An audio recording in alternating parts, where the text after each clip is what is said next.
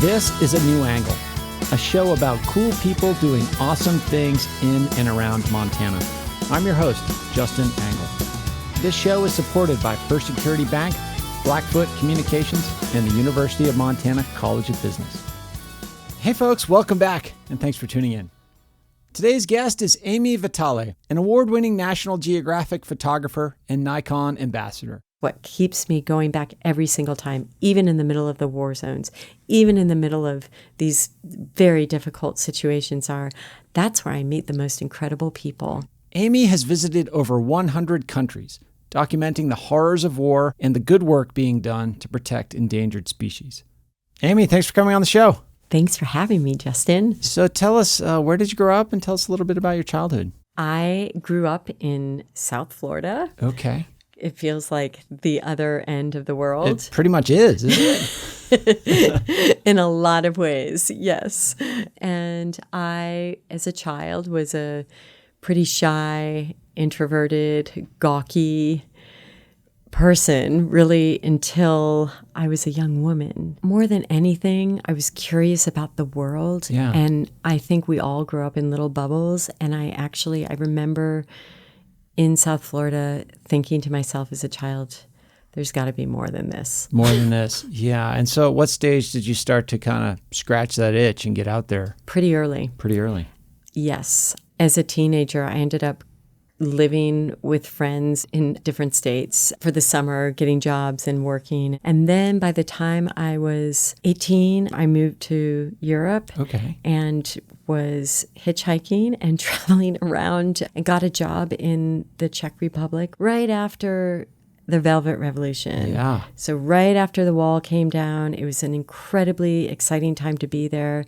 Soviet troops were leaving Prague, and I was there that day. They flew out, and it was just this I look back now, particularly because of the war in Ukraine, and think back, I ended up going and living in the Czech Republic and working there as a journalist. That was one of my first jobs. Wow. And I met Václav Havel, who was then the president of the Czech Republic. And it was this moment where you just felt like everything was possible. And there was so much hope. People were so happy. This just a time of excitement towards the future. It actually is very haunting when I look back now. Sure. And putting that into the context of that moment when you just realize, wow, we missed this opportunity.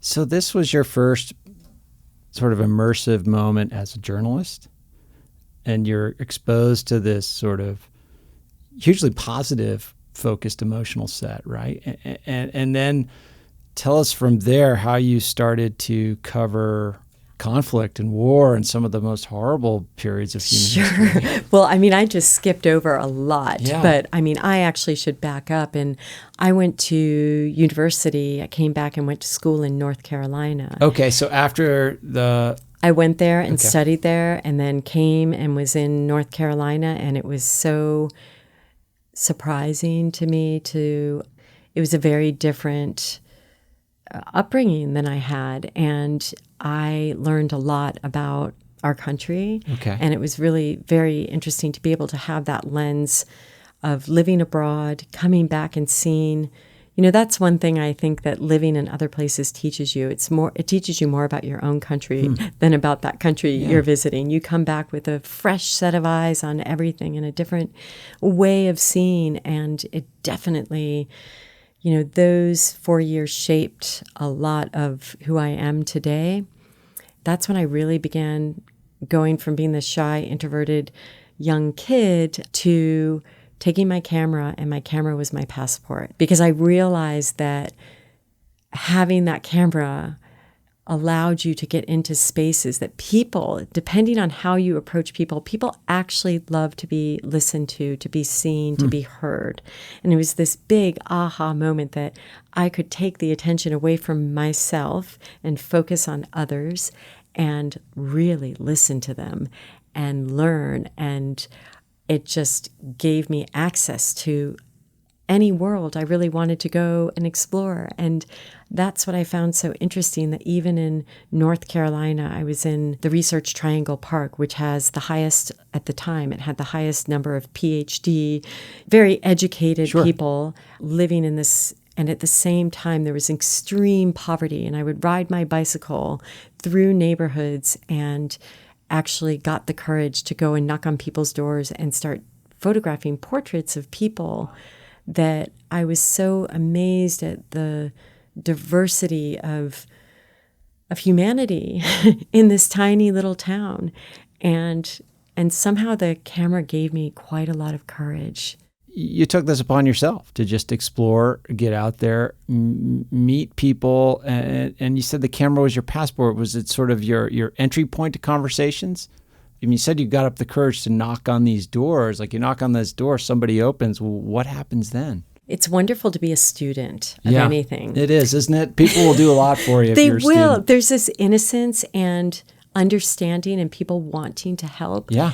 And it was easier than gaining access to some situations. I understand, yeah. And so I definitely realized that. And I was just, I had a fairly tumultuous childhood, and I think I just wanted to understand the world. Yeah. And really, I really mean that. I just was insatiably curious and wanted to understand why I was the way I was and why the world was the way that it was. And I wanted to understand, I actually think that there was essentially a lot of segregation still in North Carolina. And I was able to, gain the trust of people of all religions, colors, whatever.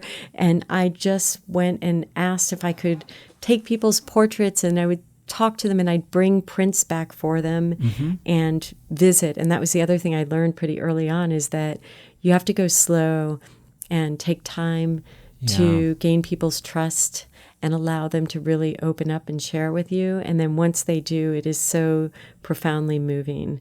And I just decided that I was going to make a little project, and I told them I was doing a portrait project, and I was. Yeah. And how did that set of experiences kind of lead into a more formal career in journalism? You had the previous experience in Europe. You're not studying journalism at university. How are you kind of charting your path professionally at this point? Yes, well, I was taking a couple classes in the journalism school, and I had one wonderful professor who's still one of my dearest friends, who saw something in me way before anybody else did, because I certainly did not have skills back then. Okay. And he said, you should apply for these grants. You should apply for this. And he was opening up my eyes to all the opportunities that existed. And then he said, you should apply for College Photographer of the Year. You should apply for this internship. And I did. And much to my delight and sheer horror, I got to some of them and ended up really setting down this path of becoming a news editor. Yeah. It was interesting. I had the passion to be a photographer back then, but I would go into the newsrooms, and they could never, the people in the positions of power of hiring could never envision me, this tiny girl who was pretty, I guess they just would look at me and just write me off and say, well, you'd be a good editor. You can have the desk job. So I got hired for all the desk jobs. But they couldn't see you in the field. Correct. That was sort of an assumption about your strength or your 100%. Your toughness? 100%. I mean, it was amazing. And that's formative, yeah. It has persisted literally for decades into my career. And I love the fact that everything went digital, because that opened up so much access for me. Because I would just go and cover things and be told that I didn't belong there, that I shouldn't be there. And I spell my name in an unusual way. And very often I would just email people a letter saying, I'm working on this story. Here are some images. Have a look. And 9 times out of 10, I would get them published. And then I would show up for face-to-face meetings, and people would inevitably say, I thought you were a man. Wow.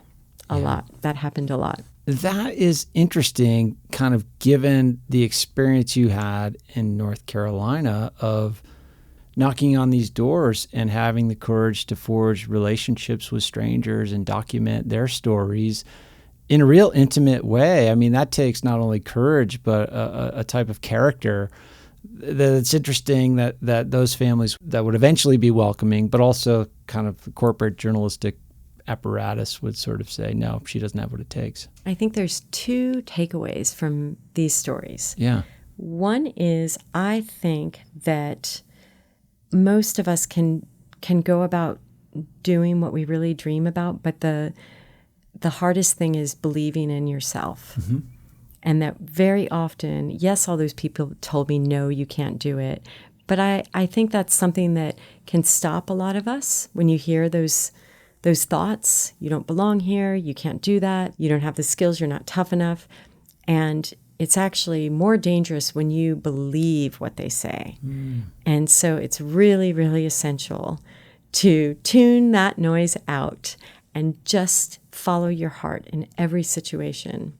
So how did you kind of break through in this professional journalism space where they had said, you kind of need the desk job? How did you break out of that and get back into field work? One day I just got fed up. A photographer had won a big award. I think it was a Pulitzer for some horrific coverage of a war. And I remember that day they broke out a bottle of champagne and everybody was drinking and they were displaying these horrific images behind him. I was really upset. I just knew I needed to leave and that I got what I needed from that situation. I worked there for 4 or 5 years and I learned so much and I'm deeply grateful for that experience. But I left knowing I see where the gaps are. I think very often when I was starting, the news industry would just react to events and parachute in and cover them. And I felt like there was a lack of depth to the stories and the coverage of them.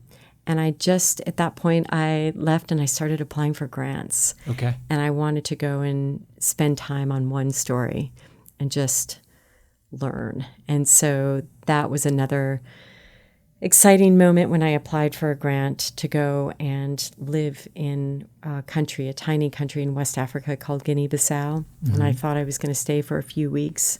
The weeks turned into months. The months turned into about a half a year. And I lived with 2 co-wives and their children in a mud hut in a village with no running water, no electricity, no access to health care, and stayed there. And it shaped how I see the world and particularly how we describe the developing world.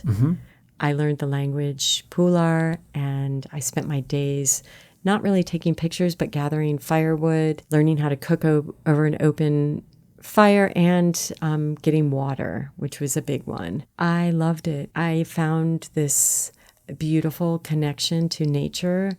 Like nature was their supermarket. Everything that we needed, everything we ate, water, the air we breathed, everything came from nature, and they knew it. They knew their lives depended on it. And I think that has always been in the back of my mind through my careers, just that people with that connection to land. And I find that even here in Montana, actually. I think people understand where everything comes from so much more than a lot of more urban landscapes. And I think there is something profoundly important about being human and understanding that. And I think that's why I call this place home. We'll be back to my conversation with Ami Vitale after this short break.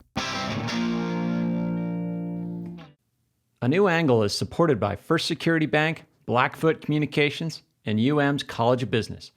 Access to capital, broadband, and education are 3 ingredients any community needs for success. Hi, this is Sheila Stearns, Commissioner Emerita of the Montana University System and former president of the University of Montana. You are listening to one of my favorite podcasts, A New Angle. Welcome back to A New Angle. I'm speaking with Ami Vitale about the emotion of photography. Going back to that notion of gaps, one of those gaps, it sounds like, is some form of connection to other people, connection to landscape. So your values as a storyteller are starting to emerge. Can you see that in the moment, or is it like emerging as you look back on it? Some of it was emerging in the moment. Some of it I understand better as I look back on it. But I did always sense a lack of empathy for the people. I mean, even the way we describe photography, go shoot that. Your subjects. I can't stand those words. Like, very often people would take these pictures and they didn't even know the names of the people in the photographs. Right. And there was something about that I always found deeply uncomfortable, even though I did end up doing that. I became a war correspondent for about a decade. And then I actually decided to go live in the middle of a conflict instead of just parachuting in and out. And I spent 4 years covering the war between India and Pakistan in Kashmir. And the people in my photographs were friends and people I grew to love and respect. And it helped me understand the reality of their lives in a very different way than if I just flew in for a couple of weeks and left. That has the quality of making the work product more intimate, compelling, and probably accessible to the viewer such that the viewer can really understand or understand to a certain extent. At the same time, that has to take a piece of you in a profound way that just parachuting in does not. I mean, this work took a toll, I would imagine. It did. I actually had a moment when, it was so heartbreaking and watching friends die. And I had to stop because I knew if I didn't, that I would probably die too. Yeah. And so I came home and I told everybody that I needed to take 6 months off just to heal. Mm-hmm. Just when I took my break, I got a phone call from somebody I had worked with before who said, "I have a job for you." And I said, "I'm not working right now." And he said, "No, you'll want to take this job." And this was truly a gift from the universe. It was a job to work for the Nature Conservancy and work with artists and go around and create an exhibition and a project around how the resources of this planet, where they come from and how they're used. And so I basically spent 9 months photographing trees and nature and learning so much about indigenous communities' connections to landscapes and the land itself. And that allowed me in that time to finally make the connection that had always been missing, which was this, that all those stories I had been covering about human suffering, conflict, these wars, access to clean water, all of these things were connected to our environment. And that I was almost telling the end of the story, because that is what we will see more of if we don't pay attention to our planet, the environment, where all of our precious resources are, how we use them, our consumption. And so I just realized that I needed to start focusing on these stories about the natural world, and not just pretty pictures of nature, but the human side of the story and the connection to it. And I felt like that was always missing in a lot of the stories I was seeing, and also to wildlife, and that they are precious. And, when you take these keystone species out of the ecosystem, everything starts to crumble. And that led me to, another really important story, which is the story of the last northern white rhinos. Today, there's only 2 of them alive on the planet. And I began this back in 2009 when there were only 8 alive, all in zoos. And there was this last-ditch effort to bring 4 of them back to Africa in the hopes that they would breed and they could rescue this species from extinction. Mm-hmm. And that was my beginning of my understanding of how important and critical wildlife is to all of these other stories. And I started this story that I thought was going to be a story documenting extinction, which I've been documenting for 13 years. Now, in this twist of fate, scientists are trying to resuscitate the species and bring it back from extinction, and they now have 22 viable embryos. Yeah. But that's a whole other science story that I've gone off on and continue to cover. But that was the beginning of sort of putting all the pieces together in my head of what needed to be covered. And in some ways, covering extinction and these just amazing animals that are threatened by largely human causes I mean, that's heartbreaking in another way. That's got to really draw from your soul in some ways. It is and it isn't, because the people that I meet that are so selfless and out there on the ground protecting and really the ones doing the dirty work to make sure that the planet is better for their children, I never read about them in the news. And I realized, oh, this is the piece I'm meant to be telling, their stories. Their stories. And that comes across in your stills and in your films. These people are just amazing. Aren't they? Yeah. They give me so much hope. And that is my message. You know, these stories I'm sharing today, yes, they seem so dark, but the truth is what keeps me going back every single time, even in the middle of the war zones, even in the middle of these very difficult situations, that's where I meet the most incredible people. It occurs to me in your travels and in all this work, you have seen a vast array of models for conservation. I mean, conservation is a contested term and a contested topic here in Montana. There's all kinds of debates about how it should and shouldn't be done. What are some of the best practices you've seen in conservation, and why do you think they're successful? The thing I've taken away from it is that it has to come from the community itself. Okay. A lot of issues, I think that there was a lot more ability to have dialogue and find solutions, and we need to do more of that. We need to really be able to be in the same room and hear each other. And even if we disagree, really listen to each other. Right. We need to also allow new ideas to evolve. And I'll give one short example. Please. One story I was covering is this indigenous owned and run elephant sanctuary in northern Kenya. During the pandemic, they've been feeding the babies human milk formula, powdered milk formula, which is very expensive, and it was being shipped in from South Africa. Yep. They began to get worried, well, what do we do if, the supply chain breaks down? How are we going to feed these babies? Right. And so they started looking around them. And they realized, well, look, the goats eat the same thing as the wild elephants. Maybe we ought to try goat milk. And they did some experimenting and researching. And it turned out that the babies that drank the human milk formula had a 50% survival rate. But when they switched to the goat milk formula, 98% of the babies survived. So not only was it better for the planet because they didn't have to ship it from so far. It was better for the baby elephants. And then the best part of the story, all that money that was going out of the country now was going to the milk mamas. Those are the women that own the goats. And now I went with them. It was so exciting. They set up, they're pastoralists, so they're nomadic herders. They ended up setting up bank accounts so that they have money to, send their children to school for, if they get sick, they have money for a rainy day. It allowed them to invest in other businesses. It was just this whole beautiful story that I realized, wow, it was because of the pandemic in this moment that must have been terrifying for everybody, right? These are our most transformative moments.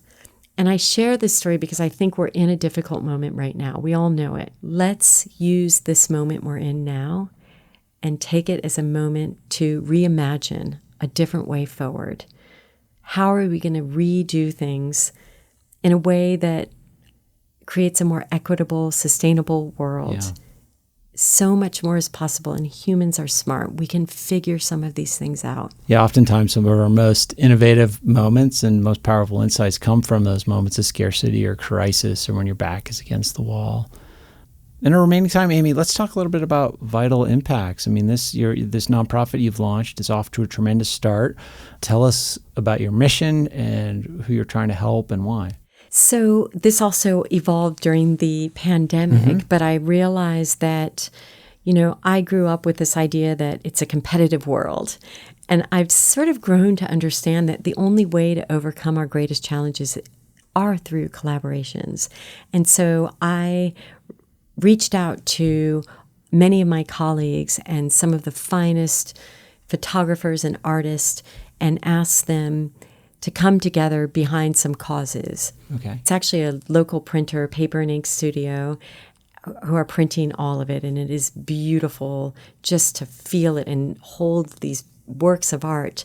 by photographers that are sold in the finest galleries that are very difficult to get these prints, to even emerging photographers who are unknown. And I just spent a lot of time carefully curating these exhibitions and photo print sales. Mm-hmm. I believe art is a great on-ramp for activism. Yes. And we not only are bringing artists together to, support different causes. I got Jane Goodall involved.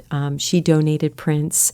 And the first sale we did was for conservation. The last one was for humanitarian aid for places like Ukraine and other war zones that we don't hear about, mm-hmm. just for the people caught in the middle.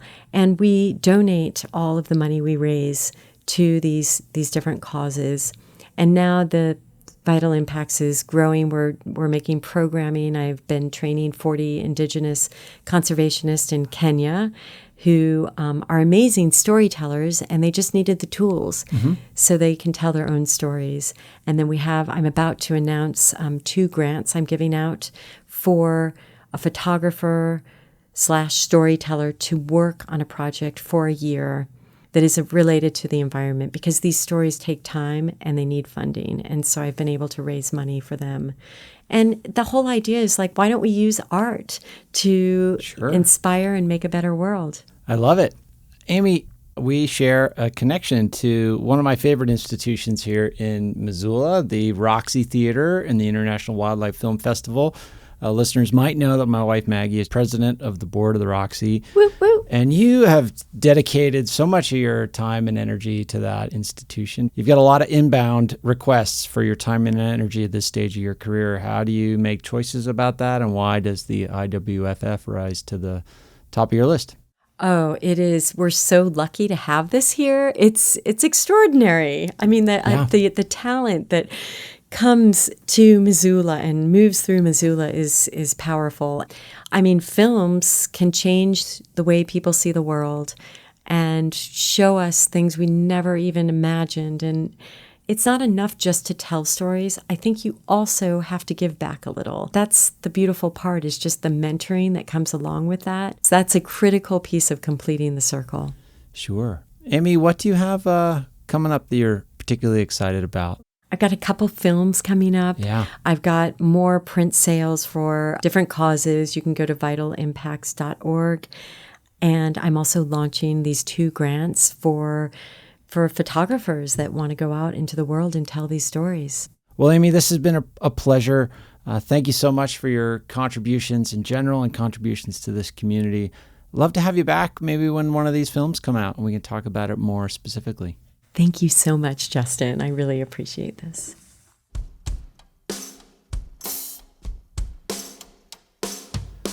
Thanks for listening to A New Angle. We really appreciate it.